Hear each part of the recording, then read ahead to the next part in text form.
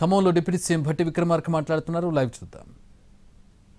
నెలకొక్కసారైనా ఆ జిల్లాలో ఉన్నటువంటి సీనియర్ అధికారులు కలెక్టర్తో సహా ఆ జిల్లా స్థాయిలో ఉన్నటువంటి అధికారులు ఆ పాఠశాల నెలలో ఒక్కసారి ఎక్కడో ఒక స్కూల్ని విజిట్ చేయాలి. ఆ పాఠశాలలో విద్యార్థులతో కలిసి భోజనం చేయాలి. ఆ విద్యార్థులకు ఉన్న సమస్యలు కూడా ఎప్పటికప్పుడు తెలుసుకొని ప్రభుత్వ దృష్టికి తీసుకొని వస్తే ఆ సమస్యల పరిష్కారం చేయటానికి ఈ రాష్ట్ర ప్రభుత్వం ఇటువంటి వ్యవస్థను కూడా ఏర్పాటు చేసిందని మీ అందరికీ నేను విజ్ఞప్తి చేస్తా ఉన్నాను. కేవలం అధికారులే కాదు, శాసనసభ్యులు, మంత్రులు కూడా, ముఖ్యమంత్రి గారితో సహా, నాతో సహా రాష్ట్రంలో ఉన్నటువంటి మంత్రులు, శాసనసభ్యులు అందరం ప్రతి నెలలో ఏదో ఒక దగ్గర ఇటువంటి రెసిడెన్షియల్ స్కూల్స్ కి, ప్రభుత్వ పాఠశాలకు వెళ్లి వాళ్ళతో కలిసి భోంచేసేటట్టుగా ఒక వ్యవస్థను ఏర్పాటు చేసి ఈ రాష్ట్రంలో విద్య అనేది అత్యంత ప్రధానమైనది. ఆ విద్య ద్వారానే సామాజిక మార్పుకి అవసరం ఉంటుంది. ఈ పేద బడుగు బలహీన వర్గాలకు సంబంధించిన పిల్లలు విద్యతో వాళ్ళ జీవన స్థితిగతులు మార్చుకోవటానికి అవకాశం ఉంటుందనేటువంటి ఆలోచనతోనే ఈ ప్రభుత్వం విద్య పైన అంత ప్రత్యేకమైన దృష్టి సారించి ముందుకు పోతా ఉన్నాం. అందులో భాగంగానే ఈరోజు integrated young India integrated residential school ని వైరా పట్టణంలో మీ అందరి సమక్షంలో ఇక్కడ భూమి పూజ కార్యక్రమం అంటే చేసేటువంటి కార్యక్రమం చేశాం. తప్పనిసరిగా నేను నమ్ముతా ఉన్నాను, ఈ ప్రాంతంలో ఈ యంగ్ ఇండియా రెసిడెన్షియల్ స్కూల్లో భవిష్యత్తులో చదువుకునేటువంటి విద్యార్థులు ఈ రాష్ట్రానికే కాదు, ఈ దేశానికే కాదు, ప్రపంచానికి కూడా దిశ నిర్దేశం చేసే స్థాయిలో ఎదుగుతారనేటువంటి బలమైన నమ్మకం నాకుంది. దానికి కావాల్సిన వ్యవస్థను ఇక్కడ ఏర్పాటు చేస్తా ఉన్నాం. మిత్రులారా, అదే దాంతో పాటు ఈరోజు మరో ముఖ్యమైన కార్యక్రమం కూడా ప్రారంభోత్సవం చేసుకుంటున్నాం. మీ అందరికీ తెలిసిందే, రాష్ట్రంలో 1,15,00,000 కుటుంబాలుంటే ఈ 1,15,00,000 కుటుంబాల్లో 1,00,00,000 మంది మహిళలు, ప్రతి ఇంట్లో మహిళ, ఆ మహిళలకి ఈరోజు ఆత్మగౌరవంతో బతకటానికి ఆనాడు ఏదో చీరలు ఇస్తే ఆ చీరలు అరకొరగా పనికిరానటువంటి వ్యవస్థలో ఉన్నటువంటి దాన్ని గమనించి అత్యంత నాణ్యమైనటువంటి చీరల్ని, డిజైన్తో అందరూ కట్టుకోవటానికి పనికొచ్చేటువంటి చీరల్ని రాష్ట్ర ముఖ్యమంత్రి రేవంత్ రెడ్డి గారి నాయకత్వంలో ఈ కేబినెట్ ఒక నిర్ణయం తీసుకొని ధరను పెంచి ఈరోజు రాష్ట్రంలో ఉన్నటువంటి 1,00,00,000 మంది మహిళలకి ఈ కుటుంబం ఒక కుటుంబ పెద్దగా చీర సారె పెట్టేటట్టుగా అత్యంత గౌరవంతో 1,00,00,000 మంది మహిళలకి ఇంటింటికి వెళ్లి బొట్టు పెట్టి చీర అందించే కార్యక్రమాన్ని ఈ రోజు నుంచే రాష్ట్ర వ్యాప్తంగా మొదలుపెట్టాం. ఇది ఈ రాష్ట్రంలో ఉన్నటువంటి మహిళలకి ఈ రాష్ట్ర ప్రభుత్వం ఇస్తున్నటువంటి గౌరవం. అంతేకాదు మిత్రులు, మీ అందరికి కూడా మరొక విషయం చెప్పదలుచుకున్నాను. మహిళా సంఘ సభ్యురాలు చాలా మంది ఉన్నారు ఇక్కడ. ఆనాడు కాంగ్రెస్ ప్రభుత్వం ఉమ్మడి రాష్ట్రంలో మొదలుపెట్టినటువంటి ఇందిరా క్రాంతి పథకం కింద వడ్డీ లేని రుణాలు ఇచ్చినటువంటి కార్యక్రమం కూడా మీ అందరికీ తెలుసు. తద్వారా మహిళలు వడ్డీ లేని రుణాలు తీసుకొని గ్రామీణ ప్రాంతాల్లో వారి కుటుంబాల కోసం నిలబెట్టి ఖర్చు పెట్టుకోవటానికో, బిడ్డను చదివించుకోవటానికో, ఇల్లు బాగు చేసుకోవటానికో, లేకపోతే పంట పండించుకోవటానికో, లేకపోతే మరొక వ్యాపారం చేసుకోవటానికో వడ్డీకి వడ్డీ, గిరిగిరి వడ్డీలు తెచ్చుకొని కుటుంబాలు అనేక రకాలైన ఇబ్బందులు పడుతూ ఉండే. అటువంటి పరిస్థితి రాకూడదనేటువంటి ఆలోచనతోనే సెల్ఫ్ హెల్ప్ గ్రూప్స్ అని పెట్టి వడ్డీ లేని రుణాలు వాళ్ళందరికీ ఇవ్వాలని ఆనాడు ప్రారంభోత్సవం చేసి మొదలు పెడితే, ప్రత్యేక రాష్ట్రం వస్తే మనం అందరం ఇంకా అభివృద్ధి చెందొచ్చని ఆశపడితే 10 సంవత్సరాలు టీఆర్ఎస్ ప్రభుత్వ హయాంలో వడ్డీ లేని రుణాలను పూర్తిగా బంద్ చేసి మహిళల్ని నిర్లక్ష్యం చేశారు. ఈరోజు రాష్ట్ర ప్రభుత్వం మహిళలను మహాలక్ష్మిలాగా గౌరవించి వాళ్ళందరినీ ఆదరించాలనేటువంటి ఆలోచనతో ఉన్నాం. 1,00,00,000 మంది మహిళల్ని కోటీశ్వరులు చేయాలనేటువంటి ఆలోచనతో ఈ రాష్ట్ర ప్రభుత్వం మహిళలందరికీ తిరిగి వడ్డీ లేని రుణాల్ని ఇచ్చేటువంటి కార్యక్రమం మొదలుపెట్టాం. సంవత్సరానికి 20,000 కోట్ల రూపాయల లెక్కన 5 సంవత్సరాల్లో 1,00,000 కోట్ల రూపాయల్ని మహిళలకి వడ్డీ లేని రుణాలు ఇచ్చి వాళ్ళందరినీ రాష్ట్రంలో కోటీశ్వరులు చేయాలనేటువంటి కార్యక్రమం నాంది పలికి ముందుకు పోతా ఉన్నాం. సంవత్సరానికి 20,000 కోట్ల రూపాయలు ఇస్తామని మేము టార్గెట్ పెట్టుకొని ముందుకు పోతా ఉంటే చాలా మంది నవ్వారు. ఇది సాధ్యమా? 20,000 కోట్ల రూపాయలు మహిళలకు వడ్డీ లేని రుణాలు ఇచ్చేటువంటి కార్యక్రమం సాధ్యమా అంటే ఈ ప్రభుత్వం చేసి చూపిస్తుందని చెప్పాం. సవాల్ విసిరాం. సవాల్ విసిరినట్టే 20,000 కాదు, ఇప్పటికే 27,000 కోట్ల రూపాయలు దాటి వడ్డీ లేని రుణాలను ఈ రాష్ట్రంలో ఇచ్చాం. కొద్ది రోజుల్లో మరొక దఫా అనేక శాసనసభ నియోజకవర్గాల్లో వడ్డీ లేని రుణాల పంపిణీ కార్యక్రమం గతంలో చేశాం. ఈరోజు చీరల పంపిణీ కార్యక్రమం జరుగుతూ ఉంది. దీని తర్వాత తిరిగి మళ్ళీ ఈ రాష్ట్రంలో ఉన్నటువంటి మహిళలందరికీ వడ్డీ లేని రుణాలు ఇచ్చే కార్యక్రమం కేవలం 2-3 రోజుల్లోనే రాష్ట్ర వ్యాప్తంగా మహిళలందరికీ ఇటువంటి బహిరంగ సభలే పెట్టి శాసనసభ స్థాయిలో మీ అందరి సమక్షంలో వడ్డీ లేని రుణాల్ని వాళ్ళకి నేరుగా పంచే కార్యక్రమాన్ని కూడా చేయబోతా ఉన్నాం. ఇది రాష్ట్ర ప్రభుత్వానికి, ఈ రాష్ట్రంలో ఉన్నటువంటి మహిళల పైన ఉన్నటువంటి లక్ష్యం, ఆశ, సంకల్పం. అందుకే రాష్ట్రంలో ఉన్నటువంటి అనేక వ్యాపారాల్ని కేవలం వాళ్ళకి రుణాలు ఇచ్చి వదిలేయకూడదనేటువంటి ఆలోచనతోనే అందుబాటులో పెట్రోల్ పంపులు ఉంటే వాళ్ళకి అందిస్తా ఉన్నాం వ్యాపారం చేసుకోవటానికి. సోలార్ పవర్లు పెద్ద పెద్ద కార్పొరేట్ సంస్థలు పెట్టేటువంటి సోలార్ పవర్ని ఈరోజు రాష్ట్ర వ్యాప్తంగా మహిళల చేత ఒక్కొక్క నియోజకవర్గంలో లేకపోతే ఒక్కొక్క మహిళా సంఘంతో కనీసం 2 మెగావాట్లు తగ్గకుండా పవర్ ప్రాజెక్టులు పెట్టి ఈరోజు పెద్ద ఎత్తున వాళ్లకు కూడా ఎంఓయూ చేసి వాళ్ళు పెట్టేటువంటి సోలార్ పవర్ ప్లాంట్ ద్వారా ఉత్పత్తి అయ్యే కరెంటును రాష్ట్ర ప్రభుత్వమే కొని వాళ్ళకి నిధులు రాష్ట్ర ప్రభుత్వం నుంచి నెల నెలా చెల్లించేటట్టుగా ఒక వ్యవస్థను కూడా ఏర్పాటు చేశాం. రాష్ట్ర వ్యాప్తంగా ఉన్నటువంటి ప్రభుత్వ కార్యాలయాల్లో క్యాంటీన్లన్నీ మహిళా సంఘాలకే ఒప్పజెప్పాం. ఆ ప్రాంతాల్లో వ్యాపారాలకు అవకాశం ఉన్నటువంటి అన్నింటినీ కూడా వాళ్ళకి అర్థమయ్యేటట్టు చెప్పి బ్యాంకుల ద్వారా నిధులిచ్చి వాళ్ళతో వ్యాపారాలు చేపించాలనేటువంటి ఆలోచన చేస్తా ఉన్నాం. ఎందుకయ్యా మహిళల పైన ఈ రాష్ట్ర ప్రభుత్వానికి ఇంత మక్కువ అని చాలా మంది అడుగుతా ఉంటే మేము చాలా స్పష్టంగా చెప్పాం. ఈ రాష్ట్ర ప్రభుత్వం ప్రగాఢంగా నమ్ముతా ఉంది ఈ సమాజానికి అత్యంత బలమైనటువంటి నిట్టాడు లాంటిది వ్యవస్థ కుటుంబ వ్యవస్థ. ఆ కుటుంబ వ్యవస్థలో స్త్రీ ప్రముఖమైనటువంటి పాత్ర పోషిస్తుంది. ఆ స్త్రీ తల్లిగా, చెల్లిగా, లేకపోతే అత్తగా, లేకపోతే అనేక రకాలైనటువంటి పాత్రలు పోషిస్తూ ఆ కుటుంబ భారాన్ని, ఆర్థిక వ్యవస్థని తన చేతిలో 4 రూపాయలు ఉంటే పిల్లల్ని చదివించే కార్యక్రమాన్ని కూడా పెద్ద ఎత్తున చేపడుతుంది. కాబట్టి ఒక స్త్రీ ఆర్థికంగా నిలదొక్కుంటే కుటుంబం మొత్తం కూడా ఆర్థికంగా నిలదొక్కుంటుంది.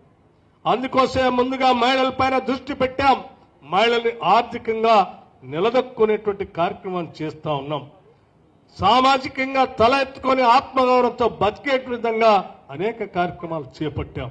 ఇది ఈ రాష్ట్ర ప్రభుత్వానికి ఉన్నటువంటి నిర్దిష్టమైనటువంటి లక్ష్యం మహిళల పట్ల అని ఈ సందర్భంగా కూడా మీ అందరికీ మనవి చేస్తా ఉన్నాం. దాంతో పాటు ఈరోజు రాష్ట్ర వ్యాప్తంగా ఉన్నటువంటి 1,15,00,000 కుటుంబాల్లో మీ అందరికీ తెలుసు, నాకు తెలిసి అందరు కూడా వాటన్నిటినీ పొందుతా ఉన్నారు. 93 లక్షల కుటుంబాలు ఈ రాష్ట్రంలో సన్న బియ్యాన్ని ఈరోజు పొందుతా ఉన్నారు. అంటే అది కేవలం కాంగ్రెస్ ప్రభుత్వం ద్వారా మాత్రమే ఇది సాధ్యమవుతుంది. ఈ దేశంలో ఏ రాష్ట్రంలో కూడా ఈ కార్యక్రమం జరగట్లేదు. మార్కెట్లో 50 రూపాయల నుంచి 55 రూపాయలకి దొరికేటువంటి సన్న బియ్యాన్ని ఈరోజు రాష్ట్ర వ్యాప్తంగా 93 లక్షల కుటుంబాలకి 13,500 కోట్ల రూపాయలు వెచ్చించి ఈరోజు సన్న బియ్యాన్ని రాష్ట్ర వ్యాప్తంగా ఉన్నటువంటి ప్రజలకి, కుటుంబాలకి అందరికీ అందిస్తున్నామని చెప్పడానికి కూడా సంతోషిస్తా ఉన్నాం.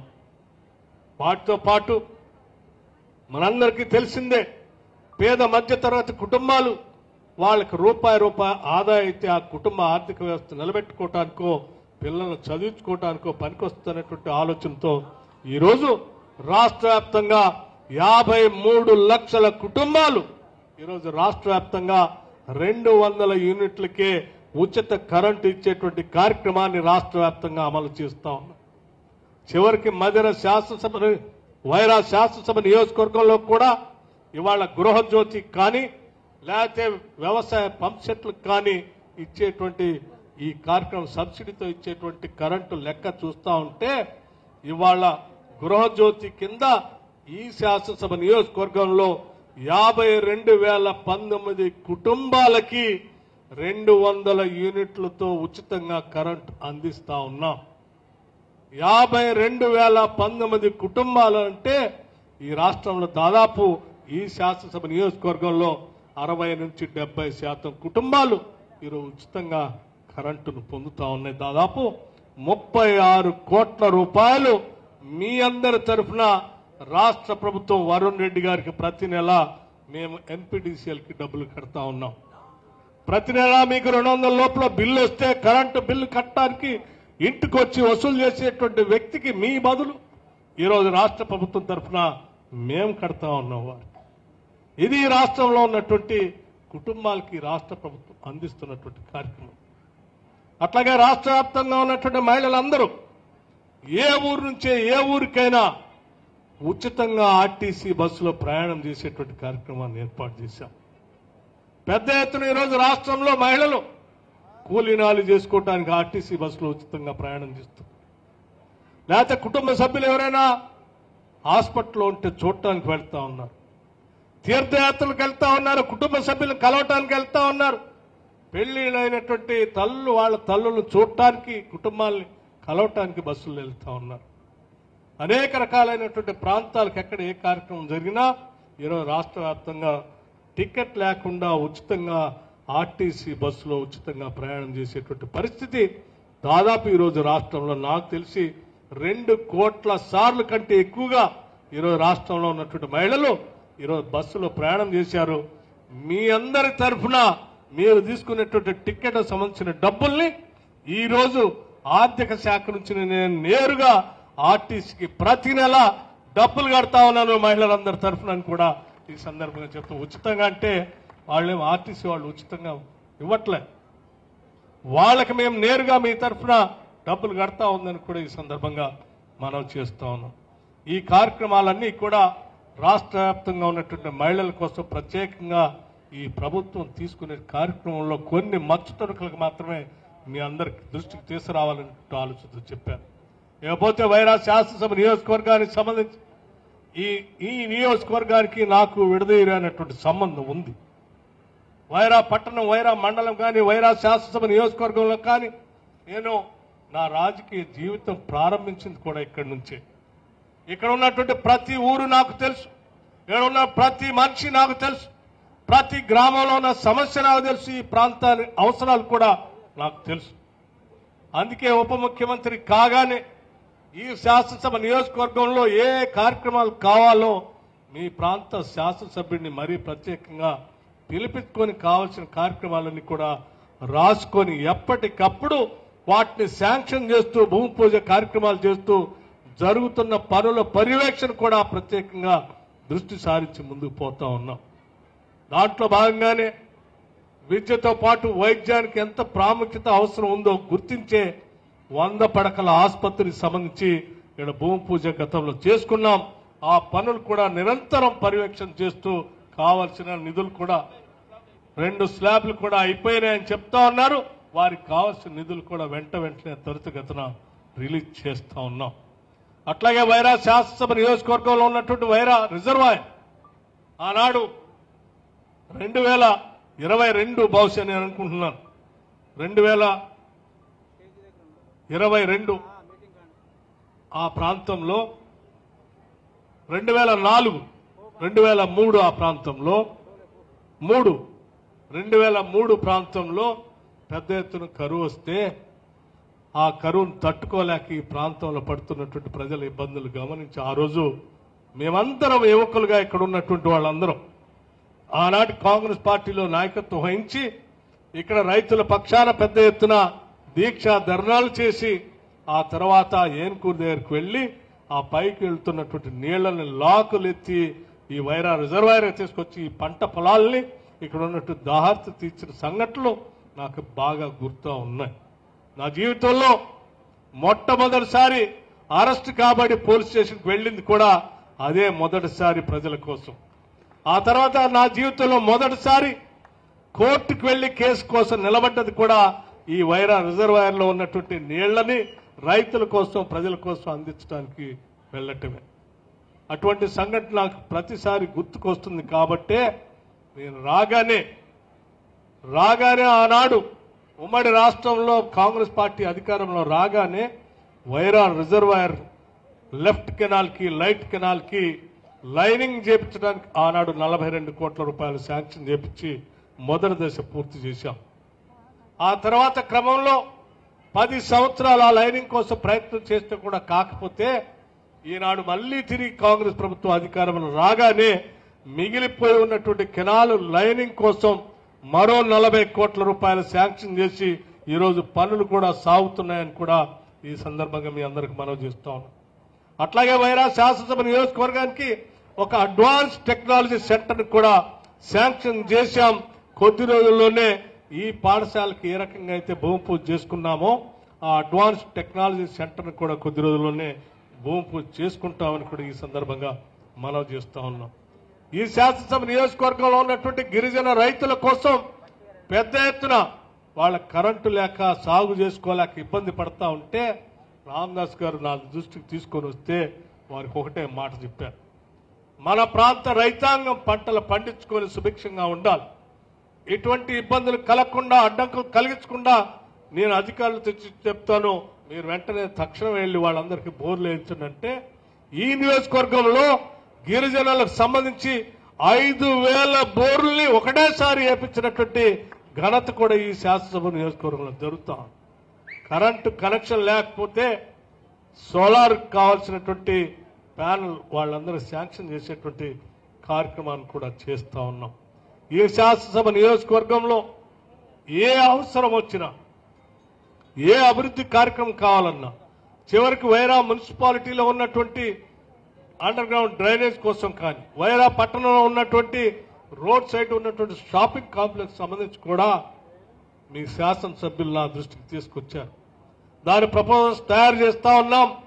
కొద్ది రోజుల తర్వాత వాటికి కూడా శాంక్షన్ ఇస్తాం. మళ్ళీ తిరిగి వచ్చి వైరాలో అండర్ గ్రౌండ్ డ్రైనేజ్ కోసం భూమి పూజ చేసే కార్యక్రమం కూడా చేస్తాం. ఫౌండేషన్ స్టోన్ వేస్తామని కూడా మీ అందరికీ మనం చేస్తా ఉన్నాం. అట్లాగే ఈరోజు పెద్ద ఎత్తున ఈ శాసనసభ నియోజకవర్గంలో మనం శాంక్షన్ చేయించుకున్నటువంటి నిధులు చూస్తే కేవలం ఈ ఒక్కరోజే దాదాపు 400 కోట్ల రూపాయలకి ఈరోజు ఈ శాసనసభ నియోజకవర్గ అభివృద్ధి కోసం ఇవాళ శిలాఫలకాలు వేసుకున్నాం. ఇవన్నీ శాంక్షన్ చేశాం.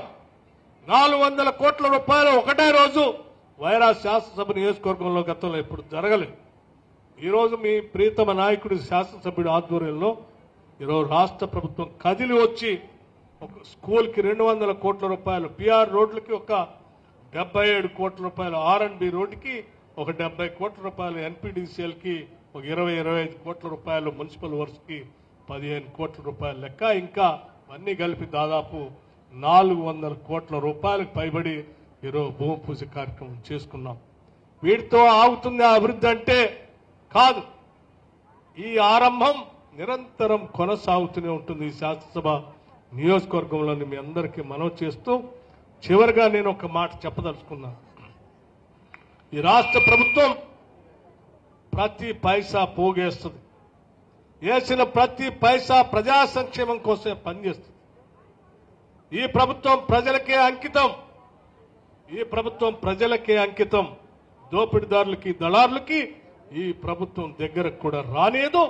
ఈడ పోగేసిన ప్రతి పైసా ఈ రాష్ట్ర ముఖ్యమంత్రి రేవంత్ రెడ్డి గారు, ఉప ముఖ్యమంత్రిగా నేను, మా కేబినెట్ సహచరులు, యావత్ శాసనసభ్యులు అందరం కలిసి తీసుకున్న నిర్ణయం ఈ రాష్ట్రం అభివృద్ధి చెందాలి. 2047 కల్లా ఈ రాష్ట్రం $3 ట్రిలియన్ ఎకానమీతో ప్రపంచంతో పోటీపడే స్థాయిలో ఈ రాష్ట్రాన్ని ముందుకు తీసుకొని పోవాలి. దానికి కావలసినటువంటి అనేక రకాలైనటువంటి ప్రణాళికలు తయారు చేసుకోవాలి. ఈ సంవత్సరం ఏ అభివృద్ధి జరగాలి, వచ్చే సంవత్సరం ఏ అభివృద్ధి జరగాలి అని రాబోయే రోజులకు కావాల్సినటువంటి ప్రణాళిక తయారు చేసుకొని ముందుకు పోతా ఉన్నాం. ఈ రాష్ట్రాన్ని దేశంలో ఉన్నటువంటి రాష్ట్రాలతో కాదు, ప్రపంచంలో ఉన్నటువంటి అభివృద్ధి చెందినటువంటి దేశాలతో పోటీ పడే స్థాయికి తీసుకుపోవటమే మా ముందున్నటువంటి లక్ష్యం. దానికోసం నిరంతరం శ్రమిస్తాం. నిరంతరం పనిచేస్తాం. అదే మా సంకల్పం అని కూడా మీ అందరికీ మనవి చేస్తూ ఈ కార్యక్రమంలో పాల్పంచుకోవడానికి ఇక్కడ విచ్చేసినటువంటి మిత్రులకి, స్నేహితులకి, విద్యార్థులకి, అధ్యాపకులకి, మీడియా మిత్రులకి, ప్రజాప్రతినిధులకి అందరికి కూడా నా హృదయపూర్వకమైనటువంటి నమస్కారాలు తెలియజేస్తూ మరొక్కసారి కృతజ్ఞతలు తెలియజేస్తూ నిరంతరం అభివృద్ధి మన అడుగని కూడా మీ అందరికి తెలియజేస్తూ ముగిస్తా ఉన్నాను. నమస్కారం. జై హింద్, జై తెలంగాణ.